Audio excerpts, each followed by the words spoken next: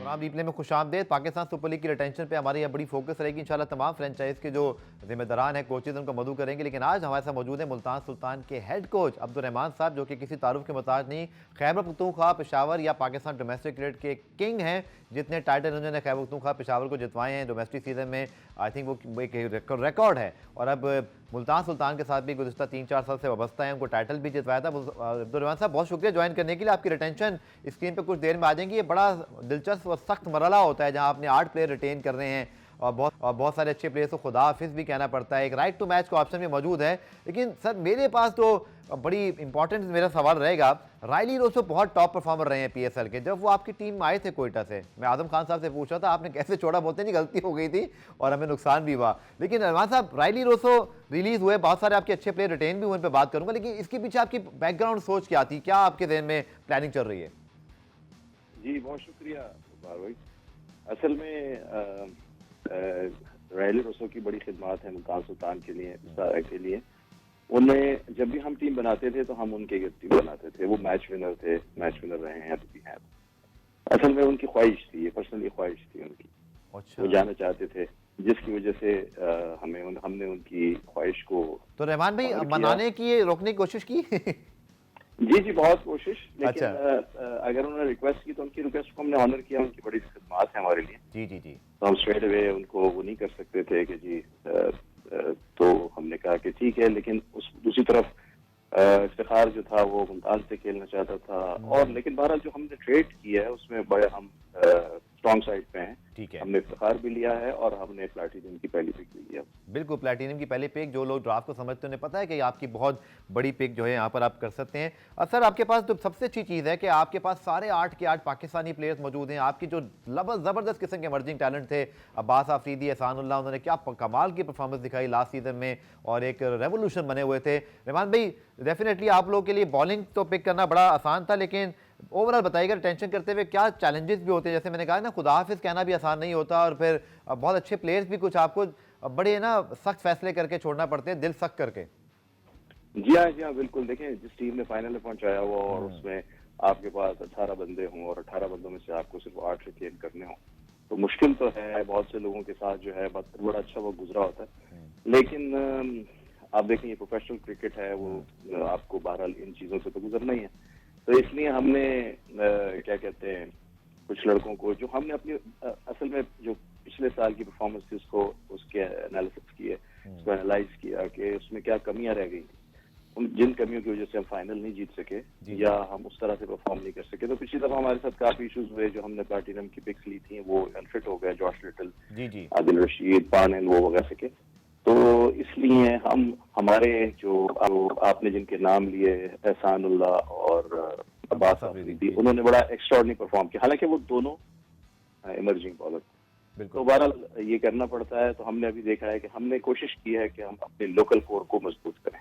ठीक है सर, सवालात बहुत हैं, इंशाल्लाह इस पर बहुत तफसीली निशस्त भी करेंगे। लेकिन आज के शो में जो सवालात है चंद मैं कर लेता हूँ।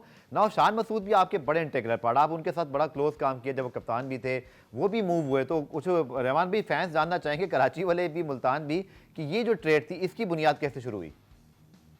जी, इत्तेफाक ऐसा है कि हमसे जो काफी ट्रेड हमने की है उनमें ज्यादातर उनकी ख्वाहिशात थी। अच्छा। हमारी ख्वाहिश नहीं थी, हम उन्हें रोकना चाहते थे, लेकिन उनकी ख्वाहिशात थी। और मे बी शायद वो अभी तक उन्होंने उनका नाम अनाउंस नहीं किया, लेकिन वो उनको कप्तान बनाए। जी। तो उन्होंने हमें कहा कि जी मैं जाना चाहता हूँ, कराची से मेरा पुराना ताल्लुक है, वो मेरा शहर है, तो मैं खेल नहीं सका आज तक वहां से, तो मैं खेलना चाहता हूँ वहां से। तो अगेन हमने उनकी ख्वाहिश को ऑनर किया और हमने उनकी बात मानी और फिर हमने वहां भी एक अच्छी डील की है। वहां भी हमने जो है डायमंड की पहली पिक ली है, सिल्वर की सेकंड पिक ली है और फैसल अकरम को लिया है।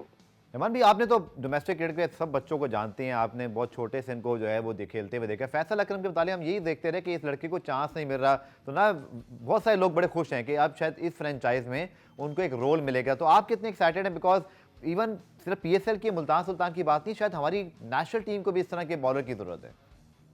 देखिए वफार भाई, मैं आपको पता है कि पीसीबी के साथ भी जॉब करता हूँ और मैं पीसीबी का भी कोच हूँ। मेरी 2 ड्यूटीज हैं, एक ये है कि फ्रेंचाइज को कामयाब कराना और दूसरा कि पाकिस्तान के लिए प्लेयर प्रोड्यूस करना। मैं अपनी ज़ात की हद तक तो कह सकता हूँ कि मेरी ये कोशिश होती है कि मैं पाकिस्तान के लिए ऐसे प्लेयर्स को डेवलप करूँ। और आपको पता है कि चाइना मैन जो है इस वक्त बहुत ही सक्सेसफुल है और बहुत ही मतलब क्या नाम है, कामयाब बॉलर समझा जाता है T20 के अंदर।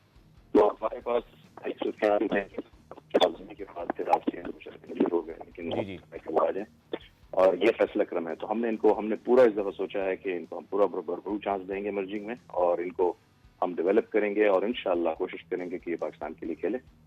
ठीक है, आखिरी सवाल रहमान भाई आपसे कि 8 के 8 प्लेयर्स आपने लोकल ही रिटेन किए और मैं अली तरीन साहब को भी ट्वीट पढ़ रहा था, काफ़ी वो आजकल एक्टिव हैं, अपने फैंस के साथ बात कर रहे होते हैं। उन्होंने बड़ी खुशी का इजहार किया कि हमने अपने कोर को डेवलप किया है और हमने जो अपनी पिक्स हैं, चाहे वो प्लैटिनियम की हो, डायमंड की हो, वहाँ अपने आप को बड़ा अच्छा प्लेस किया है कि हम वहाँ, शायद अंदाज़ा है आप लोगों के अब आपने क्या करना है, लेकिन जस्ट ओवर के व्यू बता दीजिएगा कि पाकिस्तानी प्लेयर्स को रिटेन करके वो जो आपने अपनी जो पिक्स हैं सिक्योर की हैं, इसमें आपकी क्या सोच है? देखिए, दो बातें इसमें एक पहली बात तो यह है कि हो सकता है कि नेक्स्ट ईयर जो है वो हमारा IPL के साथ ओवरलैप करे।